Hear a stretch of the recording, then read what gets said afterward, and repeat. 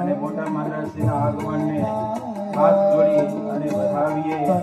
મોટા પુરુષોનું આગમન આપણી ચાલતી સભામાં બહુ જ આનંદદાયક અને પુણ્યકારી કે મોટા મહારાજશ્રી વધાવે.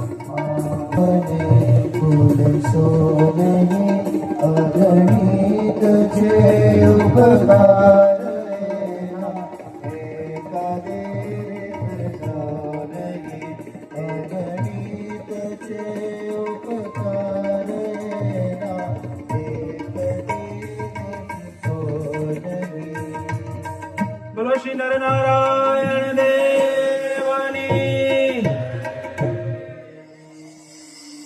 યાજ્ઞવલ્ક્ય ઋષિએ પણ આ બારામાં પોતાનું મંતવ્ય આપ્યું છે. થાકેલા પ્રવાસીને આપણે ટેકો આપવો જોઈએ, રોગી માણસની સેવા કરવી જોઈએ, દેવની પૂજા કરવી જોઈએ, બ્રાહ્મણના ચરણને વંદન કરવા જોઈએ ને જમી લીધા પછી એમના પાત્રને ઉઠાવી અને એ જગ્યાને સાફ કરવી જોઈએ.